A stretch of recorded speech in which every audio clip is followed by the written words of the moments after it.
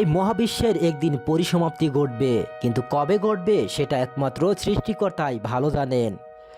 তবে বিজ্ঞানীরা ধারণা করছে আসছে একটা মহাবিপদ, নিমিষেই ডুবে যাবে পুরো পৃথিবী। প্রায় 1.25 লাখ বছর আগের ঘটনা পুনরাবৃত্তি হতে চলেছে। আবারও ডুবে যেতে পারে এই সুন্দর পৃথিবী, আর এমনটাই মনে করছেন বিজ্ঞানীরা।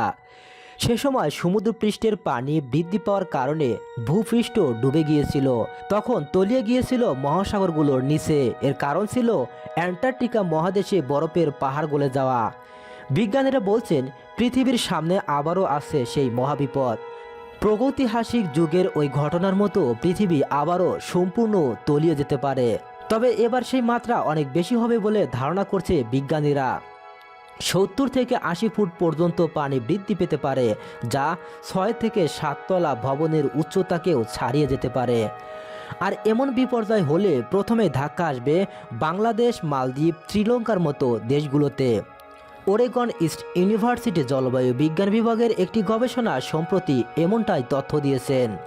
আন্তর্জাতিক বিজ্ঞান জার্নাল সায়েন্স এ গবেষণাপত্রটি প্রকাশিত হয়। গবেষণায় বলা হয়েছে কুমেরুর বরফের বড় বড় চাঙড়গুলো খুব দ্রুত গলে যাচ্ছে। এই অবস্থা অব্যাহত থাকলে আগামী 50 বছরের মধ্যেই মহাপ্লাবনে তলিয়ে যাবে পৃথিবী, ধ্বংস হয়ে যেতে পারে এই সভ্যতা। বিজ্ঞানীদের এই পূর্বাভাস সম্পর্কে আপনাদের মূল্যবান মতামত কমেন্টের মাধ্যমে জানিয়ে দিন। ধন্যবাদ এতক্ষণ আমাদের সাথে থাকার জন্য।